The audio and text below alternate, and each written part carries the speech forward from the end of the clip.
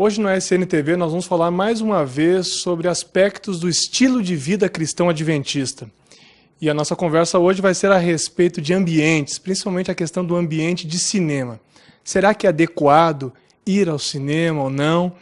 Será que o ambiente influencia ou somente o conteúdo do filme? Quem conversa conosco é o Dr. Luiz de Braga, ele que é advogado, diretor sul-americano da área jurídica da Igreja Adventista do Sétimo Dia. Dr. Luiz, qual é a sua avaliação em relação ao ambiente que as pessoas frequentam, principalmente cristãos? O que você tem a dizer em relação a isso dentro da sua experiência pessoal?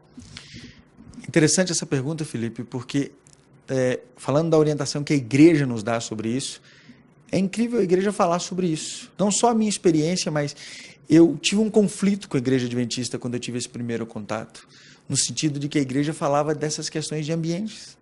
Então, eu aceitava bem a questão da orientação religiosa, eu aceitava bem a questão das doutrinas, mas eu tive dificuldade no primeiro momento com relação ao ambiente, principalmente com relação ao cinema. Eu achava um grande paradoxo, por exemplo, uma igreja tão intelectual, tão racional, que busca tanta inteligência e uma análise profunda dos itens bíblicos, do comportamento humano, me dá uma orientação no sentido de que eu não deveria ir ao cinema. E essa orientação ela não vinha carregada de muitas informações. Acredito até que, naquele momento, os nossos pioneiros não tinham tanta orientação para dar nesse sentido. E aquilo, eu fui crescendo dentro da igreja, crescendo dentro da minha maturidade como membro recém-convertido, mas rejeitando esse ponto. Até que, num dado momento da minha carreira como advogado, eu fui contratado por uma rede de cinemas. E nessa contratação, a minha função era exatamente defender o cinema. Então eu tive acesso a uma série de documentos, que aqui eu vou falar para vocês só de uma forma resumida, nós não temos muito tempo para isso, mas esse documento mudou totalmente a minha visão, porque ele falava exatamente do poder de influência que o cinema tem, comparando com outros meios de comunicação, em massa, principalmente a música, a televisão, o papel, a forma escrita e o cinema. E foi incrível ver que a nossa capacidade de defesa diante do que é exibido no cinema, é 10, às vezes 20 vezes menor do que a nossa capacidade de defesa, até mesmo do que acontece na televisão.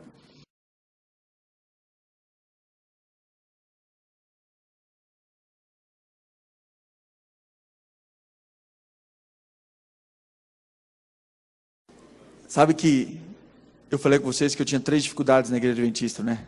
Dificuldade número 1, a graça. Dificuldade número 2, a fidelidade. E o problema número 3 era o cinema, que eu não conseguia entender, irmãos. Por que nós tínhamos essa bobagem, né? Bobagem, agora no cinema.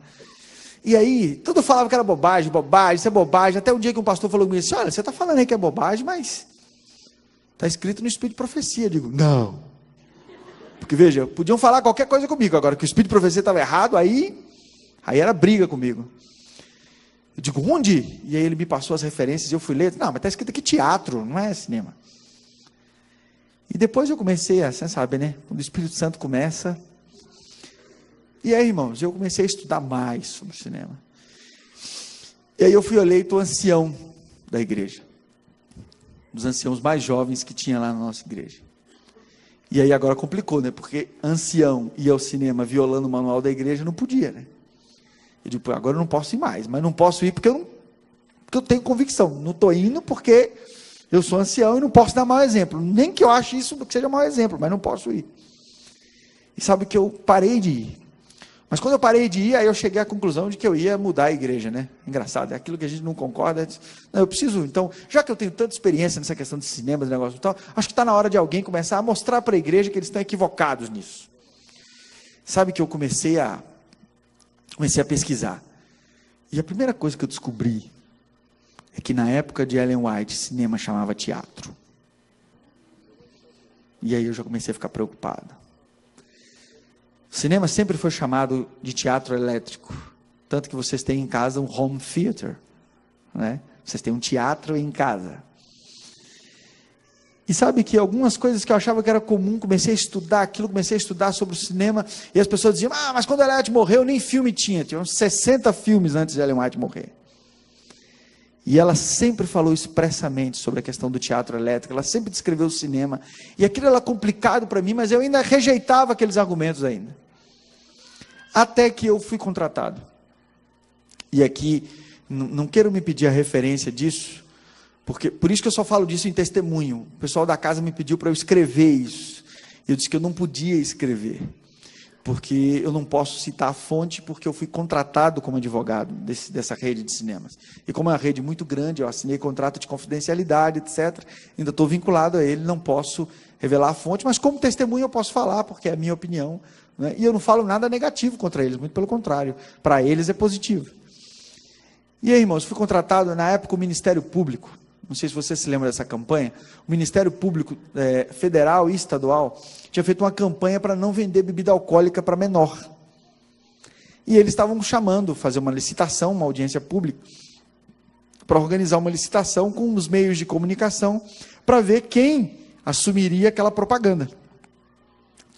E o cinema, eu sei aqui que ninguém nunca vai ao cinema, nem nunca foi, mas eu vou explicar a vocês como é. É assim, ó, antes do filme tem algumas propagandas.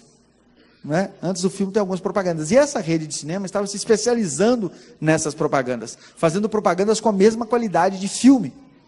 Mesma qualidade de filme. E então fui contratado para representar, nessa época eu era professor de Direito Administrativo, tanto da Universidade Federal quanto da Faculdade de Negócios, e fui lá para ser, como advogava para shopping também, fui lá para ser o representante deles nessa licitação e dar toda a assessoria jurídica para eles. E na viagem, a audiência pública ia ser feita num resort lá, chamado Fazenda Boa Luz, nós fomos para esse resort. E no caminho, o diretor de marketing dessa empresa, que por acaso é um brasileiro, mora nos Estados Unidos, mas era um brasileiro, tinha vindo para participar disso, essa expansão na América do Sul, ele me disse: doutor, nós temos aqui um dossiê para te apresentar, são várias sessões, mas nós precisamos que o senhor estude bem a sessão 5, porque vai ser a sessão que vai lhe dar o argumento para você justificar que é mais importante fazer essa propaganda no cinema, para fins de trazer essa cultura para as pessoas, do que nos outros meios de comunicação. Eu digo, tá bom, pois não. E aí, irmãos? E aí? Se a Leonardo estivesse viva, ela ia me dar um tapa na cabeça. Porque eu duvidei do que ela tinha falado. E ele me disse, lê aqui essa sessão 5, e eu comecei a ler, irmãos. E eu, claro, vou fazer um resumo aqui, porque isso é uma palestra inteira. Eu vou só fazer um resumo para vocês da estatística aqui. E aquela palestra dizia, aquele estudo científico que foi feito ali, falava da influência dos meios de comunicação sobre nós e da nossa capacidade de defesa. E eles criaram alguns critérios para medir aquilo ali e chegaram ao ponto de uma estatística. E, por exemplo, eles iam fazendo esses estudos com pesquisas das pessoas, testando a memória das pessoas, e com várias sucessivas perguntas, com vários candidatos durante um período, e eles viam o efeito de cada meio de comunicação, computavam isso estatisticamente e davam então o seu diagnóstico. Muito bem. E o primeiro foi a mídia escrita. Na mídia escrita, eles chegaram à conclusão que nós tínhamos 80% de defesa cerebral. Ou seja, 80%. Como é que era medido isso? Eles não mediam pelo consciente. Eles mediam pela capacidade da informação de entrar no subconsciente. A informação que entra no subconsciente é aquela que você não consegue filtrar. Você pode ser um fera, você pode ser quem for. Você está ali, submeteu aquela informação, ela passa direto e vai ao subconsciente. Quando uma informação vai ao subconsciente, quanto mais intensa for a forma de você receber essa informação, mais forte é a impressão causada no seu subconsciente. Como você não tem controle sobre o seu subconsciente, a não ser com uma ajuda profissional de primeira linha, o subconsciente ele influencia o seu consciente em alguns momentos que você precisa, sem que você nem saiba. Por exemplo, vou dar um exemplo para vocês aqui, bem simples que eles usam ali. Vocês já viram quando lançam um carro novo? E todo mundo diz, carro feio, não gostei desse carro. Esse carro é horrível. Por quê? Porque aquele carro ainda não tem informações no seu subconsciente. Mas depois eles começam a propaganda massiva, você começa a ver as pessoas, as revistas fazem comentários sobre ele, as revistas... Você sabe que nesse estudo tinha o mesmo carro comentado por a mesma revista, 10 meses de duração. A mesma revista que elogiava o carro no início, é a mesma revista que criticava o carro alguns anos depois, ou seja, criando a teoria que é muito forte da mídia hoje. Qual é a teoria? Você tem que viver a eterna ânsia de possuir, e quando você possui, eles criam em você o tédio de possuir. É a ânsia de ter e logo depois eles trabalham o tédio de possuir. Ânsia de ter e tédio de possuir. E aí nós vamos sempre querendo trocar os telefones, trocar os carros, né? E assim nós vamos sempre criando isso. Você só é feliz se você tem o que está na mídia, na moda. Se não tem, é porque não é bom. E isso é muito interessante, esse trabalho deles. Mas voltando aqui, era a medição do subconsciente. Isso é o poder do subconsciente nas pessoas. Muito bem. E a mídia escrita, nós temos 80% de defesa do nosso subconsciente. Veja que nós temos que ter cuidado até com o que a gente lê, não é verdade? Que 20% disso influencia e vai direto para o nosso subconsciente. E o subconsciente ele te influencia em que momentos? No momento que você está para tomar uma decisão importante, e aí o seu subconsciente manda, diz, isso é bom para você. Mas você sente assim, alguma coisa está me dizendo que isso é bom.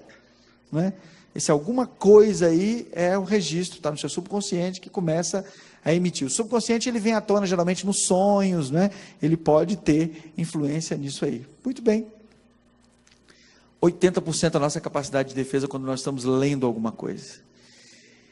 E aí passamos adiante, chegamos na música, não é? E na música, 50% do que a gente ouve vai direto para o nosso subconsciente e 50% fica na consciência. Quantas vezes vocês já se pegaram repetindo uma musiquinha, né? Repetindo uma musiquinha que vocês não gostam, acham ruim, não querem nem ouvir? Eu me lembro que em Brasília tinha uma corretora de imóveis que estava fazendo uma propaganda assim, apartamento, e todo dia de manhã quando eu estava indo trabalhar na rádio, passava essa bendita dessa musiquinha. E um dia eu estou lá na mesa da divisão, reunido todos os departamentais, negócio. Enquanto eu escrevi, eu estou.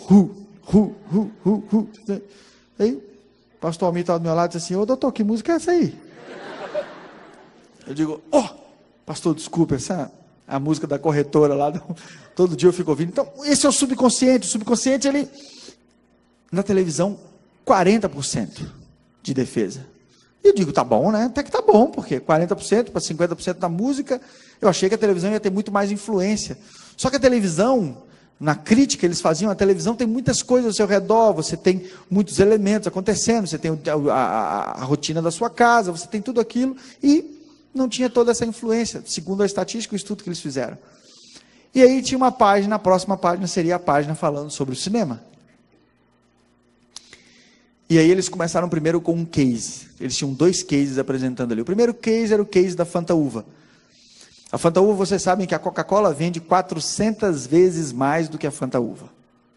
Né? Não é a Fanta Uva que vende pouco, é a Coca-Cola que vende muito. Né? Isso para nós a gente nem sabe, nem não consome essas coisas. Então, e aí estava o case da Fanta Uva e eles começaram a fazer uma propaganda com a Fanta Uva antes dos filmes. Irmãos, a venda de Fanta Uva nos intervalos de um filme para o outro aumentou 780%. E no dia que eles repetiram a propaganda 2 vezes, ela vendeu mais do que a Coca-Cola. Depoimento recebido das pessoas que estavam lá fora. Os pesquisadores estavam vendendo para registrar exatamente. A pessoa pedia Fanta Uva, ela disse, por que você está pedindo Fanta Uva? Ela disse, não sei, eu vi aqui Fanta Uva, me deu uma vontade de tomar Fanta Uva. Eu nem gosto de Fanta Uva. Estão sentindo o que é o subconsciente? Não. Me deu vontade de tomar Fanta Uva e eu nem gosto de Fanta Uva. Então vejam, esse era o poder da influência. E eu digo, tá bom, então vamos ler agora a estatística. E eles falaram lá, poder de defesa do subconsciente no cinema. 2%. Preciso falar mais alguma coisa, irmãos? No cinema, o acesso das imagens que vocês estão vendo é de 98% acesso livre ao seu subconsciente. Ou seja, não é um lugar para assistir nem Paixão de Cristo no cinema. O problema não é o filme, o problema é o lugar. Não por pornografia, não porque tem gente fazendo sexo lá dentro, não porque tem gente namorando lá dentro, não porque entrou um menino e metralhou. Isso sim também, né? Isso sim também, é melhor evitar. Mas A influência no seu subconsciente, irmãos, ela vai direto. Aí algumas pessoas dizem assim, podemos usar para o evangelismo? Seria ótimo, né? Seria ótimo. Mas nós não temos essa garantia, irmãos. E aí você fala assim, não, mas isso não é o meu caso, eu sou um crítico de cinema, eu sou uma pessoa que tem influência. Você não está entendendo, amigo. Não é você com a sua inteligência que vai barrar, não, vai. O cinema é um evento, você toma banho, você se arruma, você bota perfume, você marca com um amigo, não é? Então, é um evento. E, assim, eu sei que ninguém foi, mas se algum dia alguém cair na tentação de ir, eu vou dizer para vocês assim, tem uma coisa que chama anestesia de realidade. O estudo chamava de anestesia de realidade, que era o choque que eles causavam em que a informação era consolidada no subconsciente. E essa anestesia de realidade acontecia exatamente quando o indivíduo saía da sala de cinema e saía no corredor do shopping. Que é o filme termina, ele sai daquele clima que é todo abafado, etc. E ele entra no corredor do shopping e é todo mundo andando, correndo, passando de um lado para o outro, aquele barulho, todo mundo conversando. E aquele choque mantém e grava a informação no seu subconsciente. E aí, terminando, ele dizia assim, doutor, o senhor está vendo aí, né? Chique, né? É muito potência. Cinema é uma potência, rapaz. Cinema é uma potência da mídia, uma potência para fazer propaganda. Eu digo, é mesmo. É mesmo. Você gosta de ir ao cinema? Eu digo, até ontem eu queria ir ainda, mas hoje eu acho que eu não vou mais não. E sabe que eu tenho muitos amigos que nem são adventistas, que quando ouvem esse meu testemunho não vão mais ao cinema? Tenho vários amigos, vários, que não vão mais ao cinema. E sabe que aquele gerente de marketing olhou para mim e disse assim, tem um detalhe, viu? Nós estamos aperfeiçoando. E tem um laboratório que está trabalhando para nós, que nós vamos ter 100% de acesso ao subconsciente. E esse sistema vai chamar IMAX. Ou IMAX, né, para tradução. Agora, só um contexto, irmãos. Filme Crepúsculo. Última cena. Né? Filme Crepúsculo, última cena. Vocês vão ver como é que Lúcifer trabalha. Não tem nada mais demoníaco do que coisa de vampiro. Concorda, não? Vampiro é o único que viver eternamente é uma maldição e morrer é uma bênção. De quem é essa teoria, irmãos? Parem para pensar nos vampiros. Olha, viver eternamente é uma maldição, mas morrer, ser mortal e não viver mais é uma bênção. Eles chamam como aquilo que faz viver eternamente? Chamam de veneno. Já pararam para pensar nesses pequenos detalhes, não? Imagine isso no seu subconsciente ali, ó, latente. Né? Você tem um problema e a informação que o seu subconsciente vai mandar é esse. Né? E a última cena do filme Crepúsculo, assim, eles fazem uma cena bonita, né? Um rapazinho bonitinho, branquelo, mas bonitinho, né? Outro rapaz branquelo ali, tal, rico, num Volvo C60 ali. Nunca vi vampiro pobre, né? Só tem vampiro rico, né? Já viram? Vampiro rico o negócio. E ele estava ali, o mais pobre mora num castelo, né? Imagina. E ali com aquele Volvão bonitão ali, forte, né? Ele é forte, ele é rápido, ele é tudo chique demais, vampiro é chique, né?